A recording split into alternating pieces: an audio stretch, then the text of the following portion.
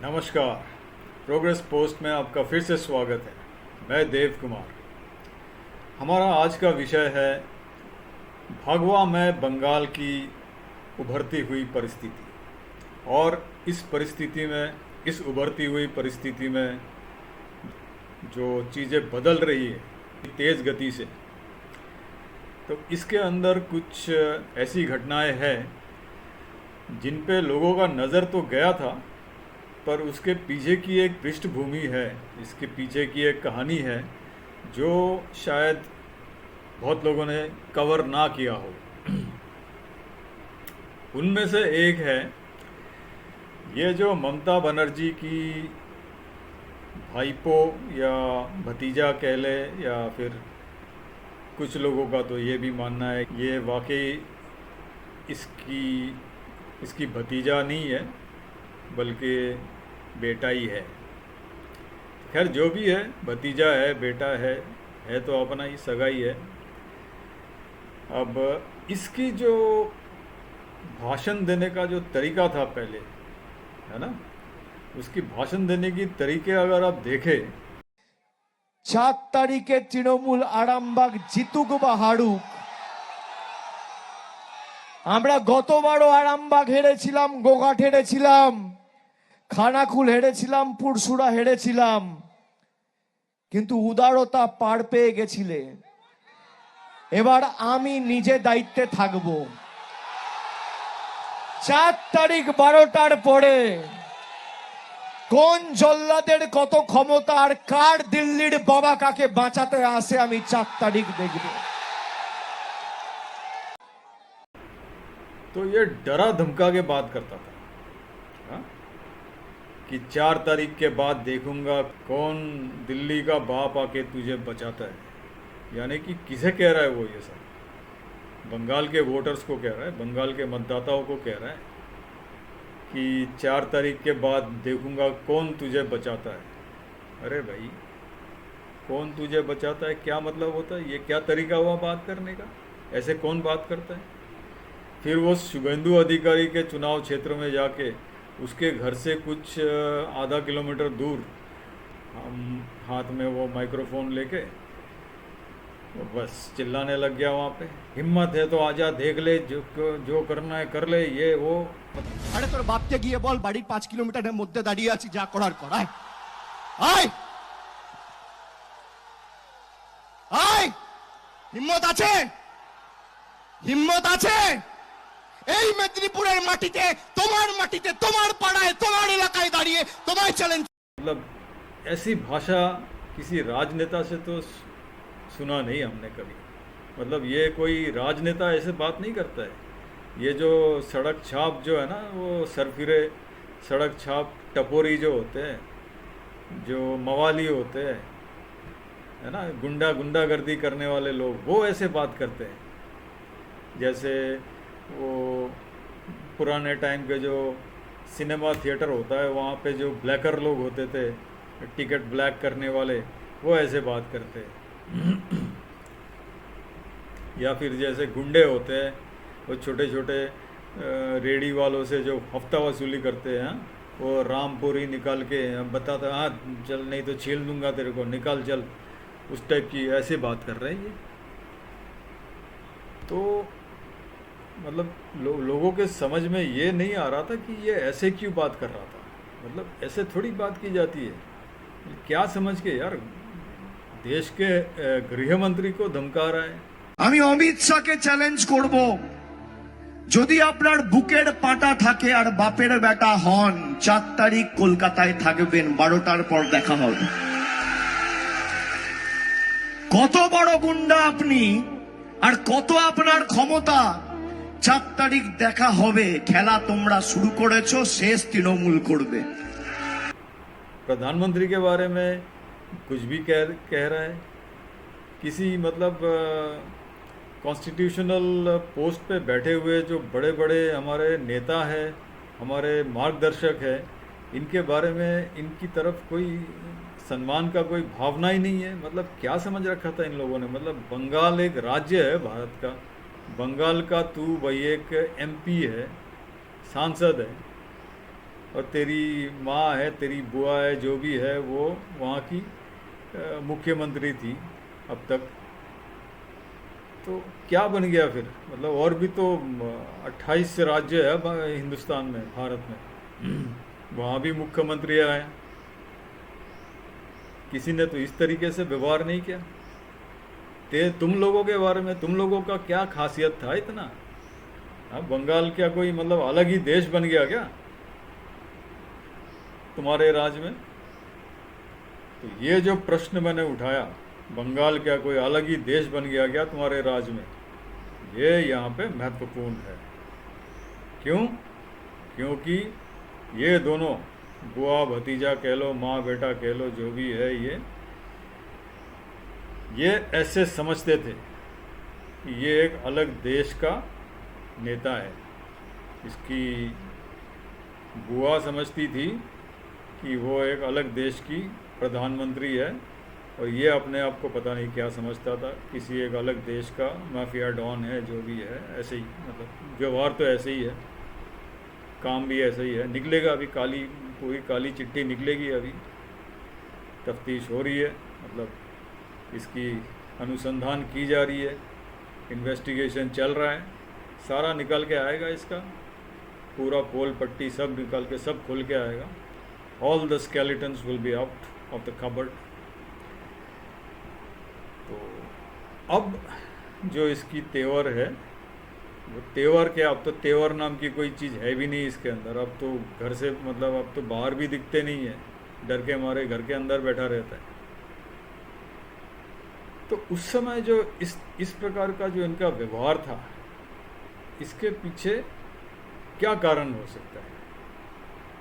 क्या कोई ऐसा विदेशी शक्ति इनके पीछे खड़ा था जिसके बदौलत इनको इतना हिम्मत मिल रहा था कि हम यहाँ तक बोल सकते हैं 4 तारीख के बाद देख लूँगा कौन सा दिल्ली से आके कौन सा बाप तुझे बचाता है। अरे कौन सा बाप तुझे बचाता है? क्या होता है ये?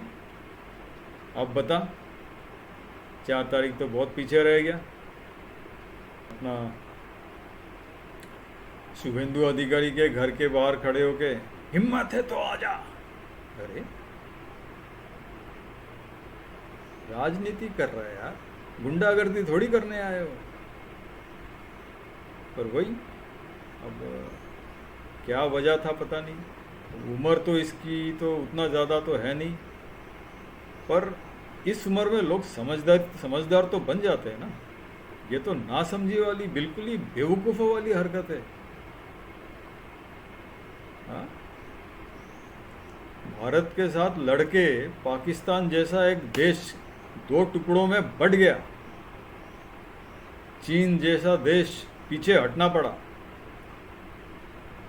पड़ा चीन को 2020 में। और अमेरिका जैसा देश 1971 में, आज से 50 साल पहले, 55 साल पहले कुछ नहीं कर पाया भारत को। भारत, उनका जो टट्टू था पाकिस्तान, इसकी 2 टुकड़े कर दिए इनके आंखों के सामने। क्या कर पाया? ये तो 1971 की बात है, आज की बात तो कर भी नहीं रहा हूँ मैं। आज तो अमेरिका आसपास भी नहीं आएगा, चाहे कितनी भी इनकी सैन्य शक्ति हो क्यों ना। सैन्य शक्ति होने से ही आगे भीड़ नहीं जाता कोई, नहीं तो फिर ईरान से क्यों नहीं भीड़ रहा है उस तरीके से।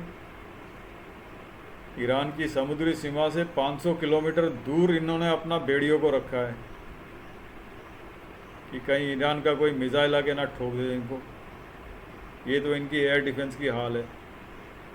महाशक्ति है, बहुत आसला बारूद है उनके पास, बहुत हथियार है, लेकिन डरते भी तो है ना, कि कहीं आके लग जाए कोई, एक आध मिसाइल आके गिर जाए वॉशिंगटन डीसी में, न्यूयॉर्क सिटी में,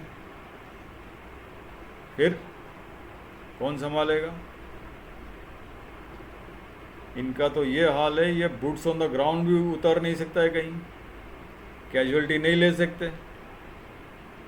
15, 20, 25, 30, 50, 100 अगर इनकी डेड बॉडीज गए घर वापस कफन में बंध के, तो फिर तो वहाँ सड़कों में प्रदर्शन शुरू हो जाएगी, सरकार गिर जाएगी। क्या लड़ेंगे ये लोग? ये दूर दूर से ही ऐसे मिसाइल मार मार के ही लड़ सकते हैं। और इनकी एयरफोर्स भी सुरक्षित नहीं है। इनकी वो F-35 आया था ना हमारी वायु सीमा के अंदर, तो ऐसा कुछ किया हमारे एयर डिफेंस वालों ने कि इनकी वहाँ वो मशीन ही ख़राब हो गई अंदर की, सारा सब कुछ ख़राब हो गया, ठप पड़ गया कि यहाँ हमारे यहाँ लैंड करना पड़ा कोचिन में। धूप में बारिश में खड़ी रही F-35 है ना।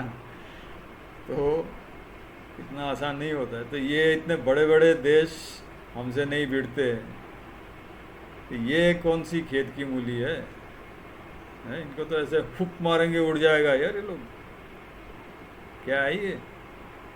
अब तो औकात में आ गया, अब तो कोई पूछता भी नहीं है। अब तो सड़कों में निकलेंगे तो लोग मुंह पे थूक देगा इनका। खैर जो भी है, तो किसी एक विदेशी ताकत के दम पर ये लोग ये सब कर रहे थे। दरअसल ये लोग कुछ ज़्यादा ही समझने लगे कि वो विदेशी ताकत इतना सब कर लेगा हमारे लिए, उतना सब कर लेगा। कोई कुछ करता नहीं है यार। हिंदुस्तान से आके कौन भिड़ेगा? कौन भिड़ेगा? आज की तारीख में हिंदुस्तान से भिड़ने वाला है कोई? हार जीत की बात अलग होती है, पहले तो भिड़ना पड़ता ना आके। भिड़ेगा कौन? है नहीं कोई भिड़ने वाला। अपनी जगह पे खड़ा है हिंदुस्तान, अपना क्षेत्र बना के। अपना खित्ता एक है हमारा, भारतीय उपमहाद्वीप, ये हमारा खित्ता है भारतवर्ष का। कोई नहीं आएगा इधर। हाँ, साजिशें करेंगे, यहाँ वहाँ थोड़ा छिटपुट घटनाएं घटाएंगे। हमारे अंदर की ये इनकी तरह जो बेवकूफ़ और जो गद्दार है, गद्दार मक्कार बेईमान हरामखोर जो भी है, चोर मक्कार, ऐसों को खरीद के इनसे थोड़ी बहुत यहाँ वहाँ काम करवाएंगे। पर वो दिन भी अब जा रहा है। बंगाल का जो ये तख्ता पलट हुआ, ये एक भारत की जियोपॉलिटिकल हिस्ट्री में एक बहुत बड़ा इवेंट है, बहुत बड़ा इवेंट है। आप कह सकते हो टर्निंग पॉइंट है।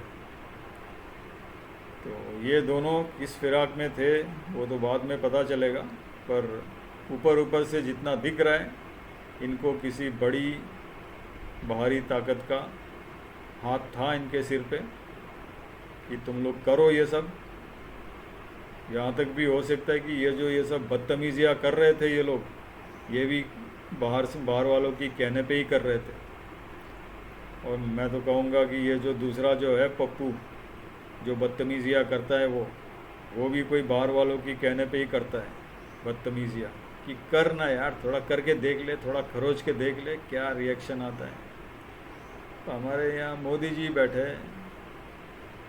वो तो ये सब तो ऐसे ही फूक मार के हटा देते होंगे, उनको तो फ़र्क नहीं पड़ता ये सब। उन्होंने और बहुत दुख झेले ज़िंदगी में, बहुत मेहनत करके कष्ट करके यहाँ तक आए। ये सब तो क्या है, चिंटू पिंटू है, कुछ नहीं। पर हाँ, यहाँ अगर मोदी जी के जगह अगर योगी जी होते तो शायद रिएक्शन कुछ और होता। ये नहीं कि योगी जी ने मेहनत करके ऊपर नहीं आया, पर हाँ उनकी सोच विचार कुछ अलग टाइप की है। आप सबको पता है कैसा है। तो योगी जी के साथ ऐसी बदतमीजियाँ करेगा तो फिर उसका हिसाब अलग होगा। दूसरी तरफ अमित शाह साहब जो है, उनकी भी सोच विचार कुछ अलग टाइप की है। मोदी जी जैसा थोड़ा सा है, थोड़ी बहुत योगी जी जैसा है। मतलब इन दोनों के बीच में अगर कोई बैठ सकता है तो वो अमित शाह जी है। तो थोड़ा बहुत सख्त रूप अपनाएंगे, थोड़ा अपना चेस बोर्ड वाला चाल चलेंगे, ये ले संभाल इसको, वो ले संभाल इसको, है ना। उनका गेम प्लान वैसा होता है, वो उस लेवल के खिलाड़ी है। खैर जो भी है, हमारे यहाँ नेता जितने भी हैं, हमारे मार्गदर्शक बड़े लोग हैं, वो बड़े दिमाग वाले हैं यार, बहुत आगे तक सोचते हैं, है ना। उनकी सोच विचार का कोई जवाब नहीं है दुनिया वालों के पास। उन्होंने भारतवर्ष की तकदीर बदल दी। तो बंगाल का ये घटना जो है, बंगाल का ये तख्ता पलट जो है, ये एक हमारी इतिहास में स्वतंत्रता के बाद की जो भारतवर्ष है, इसकी इतिहास में एक बहुत ही बड़ा निर्णायक मोड़ लिया है, निर्णायक मोड़ है। इसके बाद अब भारतवर्ष को रोकना मुश्किल होगा। रोकना मुश्किल क्या, रोक पाएंगे नहीं। अभी हम उसी गति से आगे बढ़ेंगे या फिर और भी तेज़ गति से आगे बढ़ेंगे। और जो ये जो टुकड़े बने हुए हैं, इनको भी मार पीट के सीधा करके इनमें से जितने हिस्से लेने हैं हमारे काम के लिए, हमारे जियोपॉलिटिकल बाउंड्रीज़ को ठीक करने के लिए, वो लेंगे और इन्हें भी सीधा करके रखेंगे। देखते हैं दोस्तों फिर आगे क्या होता है। वैसे शुभेंदु अधिकारी जी सत्ता संभालते ही बहुत अच्छे निर्णय ले रहे हैं। उनमें से एक प्रमुख निर्णय है, वो है भारत बांग्लादेश सीमा में जो